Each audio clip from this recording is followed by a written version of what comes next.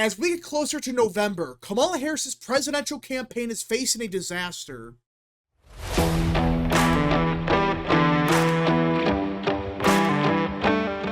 What is up, people of the internet? It is me, Real American, back in with a new video, and today we have to talk about the 2024 presidential election because it appears that Democrats are panicking about the current state of the race. Yeah, that's right. Despite what some people may claim about how Trump is actually down by 15 points and he's going to lose every single state in a landslide, despite that, it sounds like behind closed doors, Democrats are in a complete panic over the current state of the race. Now, that doesn't mean Trump's going to win every single state and he's going to win in a landslide, but it sounds like in reality, the Harris campaign, they're starting to get a bit nervous about the next month or so.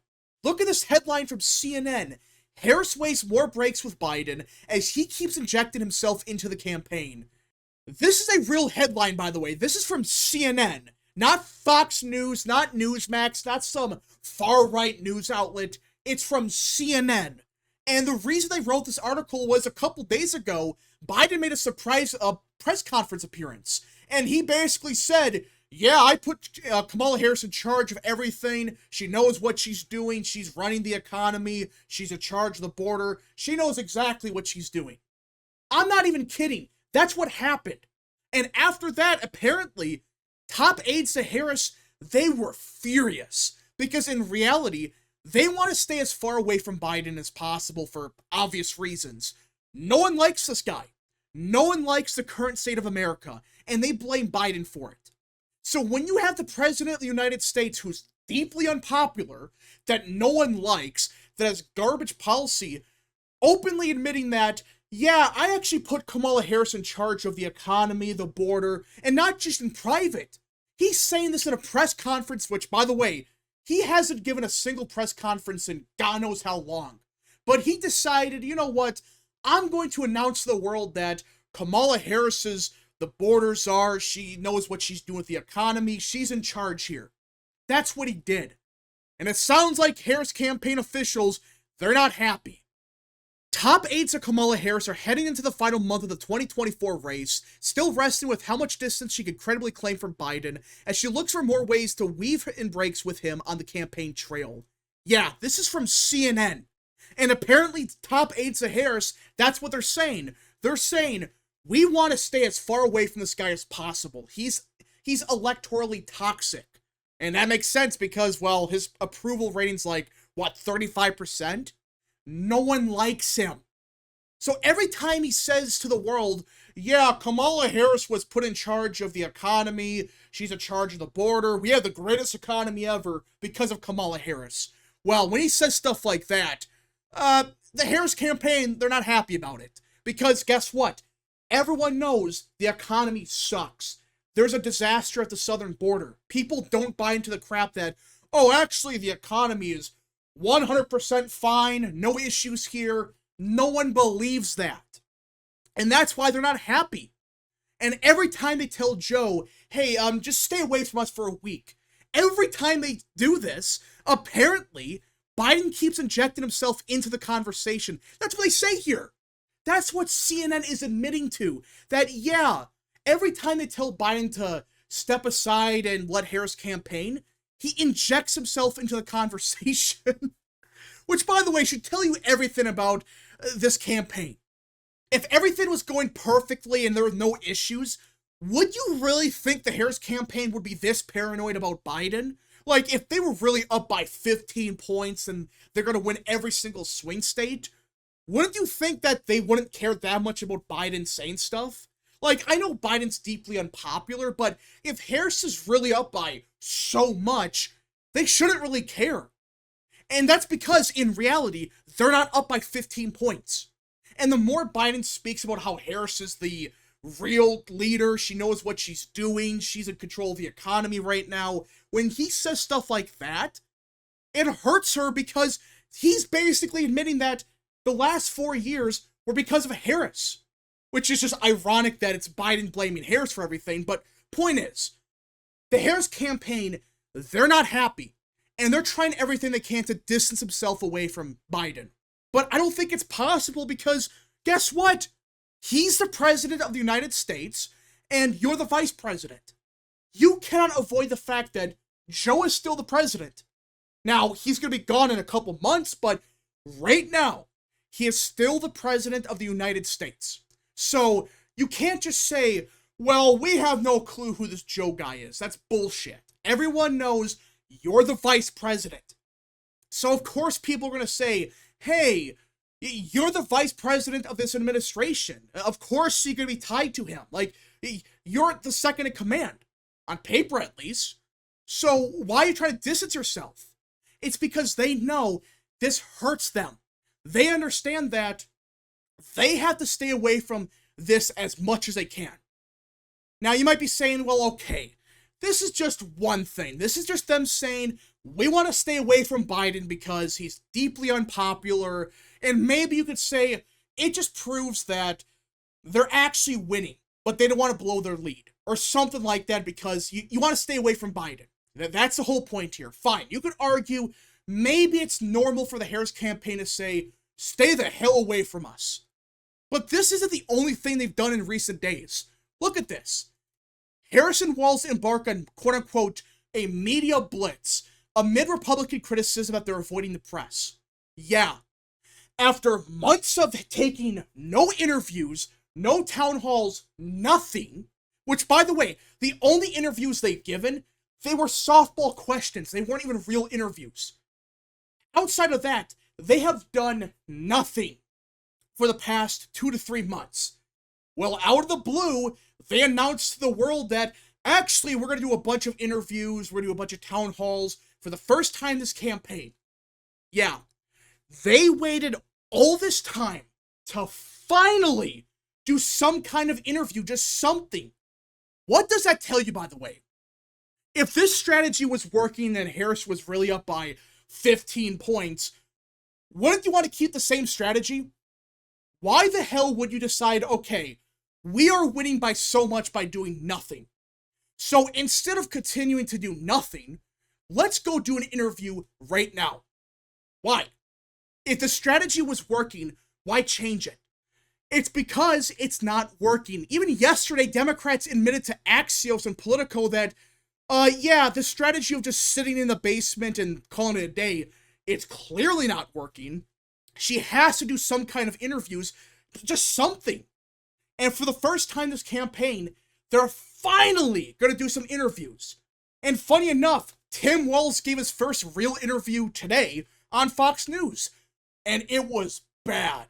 He couldn't answer a simple question. For starters, if Tim Walz has to go on Fox News, what does that tell you about the current state of the race? If they were up by so much, they would never go to Fox News. Well, Tim Walz just did. And he couldn't answer a simple question. He got stumped on abortion. He was asked a simple question about abortion, about the law in Minnesota, and he fell apart. It was a disaster. And you look at the other places that Harris is doing interviews at, well, you notice something very odd about them? It's 60 Minutes. It's Stephen Colbert, Jimmy Kimmel, and The Howard Stern Show, and The View. Yeah, it's not in Fox News. It's not some far-right news outlet. Hell, it's not some local interview, or like a local TV affiliate. No. She's doing interviews on Jimmy Kimmel, on 60 Minutes, on The Howard Stern Show. You know, what are going to be softball questions. She decides, okay, we're going to finally do interviews for the first time this election, but instead of going to Fox News or some, hostile environment, let's go to 60 Minutes. Let's get some softball questions from them and call it a day. That's the interviews they're doing. Meanwhile, Trump is willing to do interviews with anyone. Like, he has done interviews with so many different networks, so many local affiliates, with everyone. And now the Harris campaign, they're finally doing a couple interviews. But the problem is, well, these are not, tough questions they're going to get asked. These are softball questions from networks that, let's face it, the only people that watch these interviews, they're resist liberals. Seriously, who watches 60 Minutes anymore? Who watches Jimmy Kimmel? It's resist liberals. No one cares what Howard Stern has to say in the year 2024. No one cares. The only people that watch these shows and podcasts or whatever, they're Democrats. So it's not like she's going on Fox News and giving an interview. No. She is getting softball questions from left-leaning networks. Congratulations, what an accomplishment.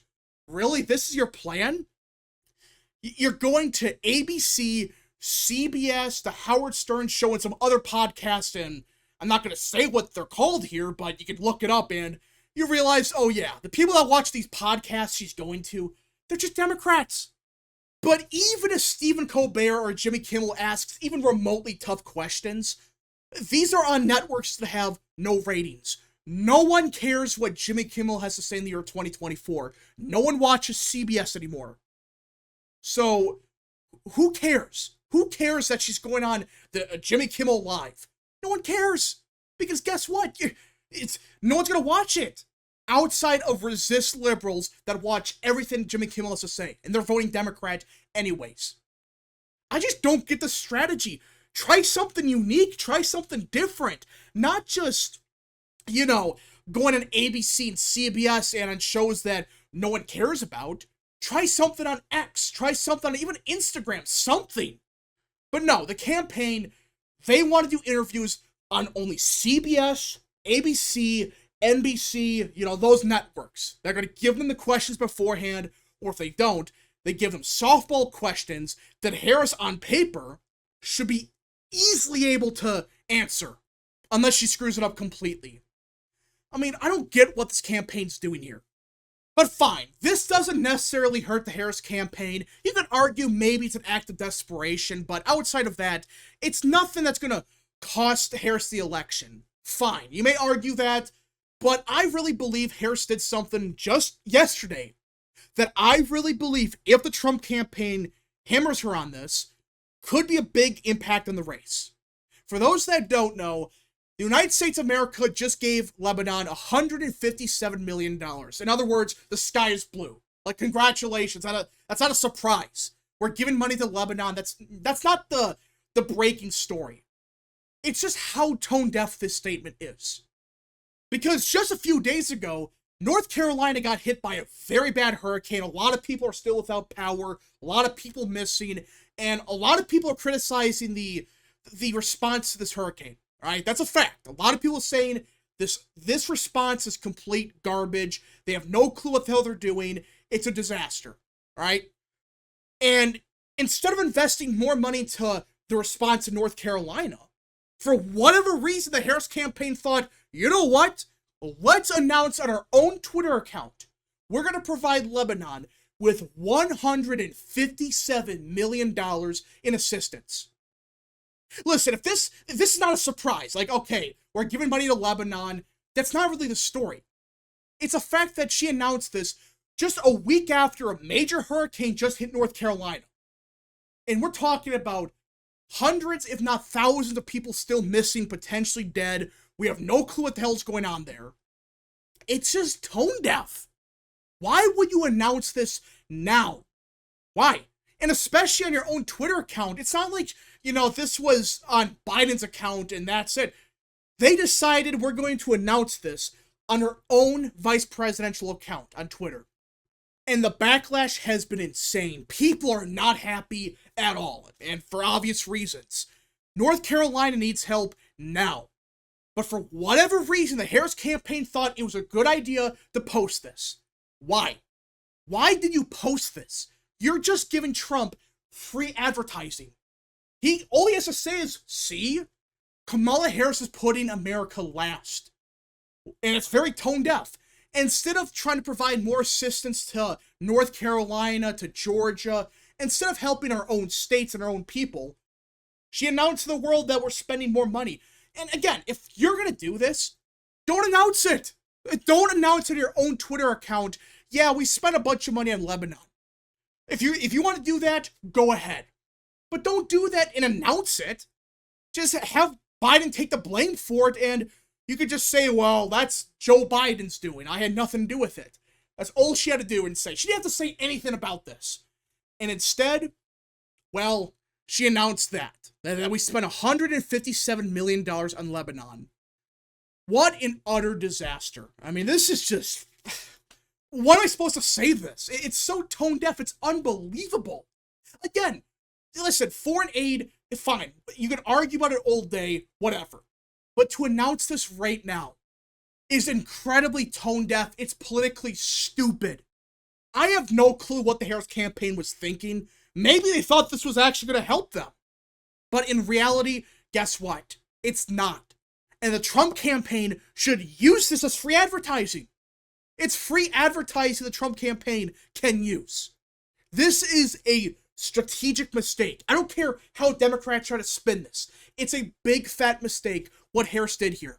People are not happy. They're saying, what the hell are we doing here? Why are you talking about this now? You're telling me you couldn't wait just a week or two to do this? Anyways, folks, thank you so much for watching. If you guys did enjoy this video, smash the like button down below, subscribe, share with your friends, hit that little bell, follow the social media accounts in the description down below, and of course, join the channel today. Godspeed to all of you.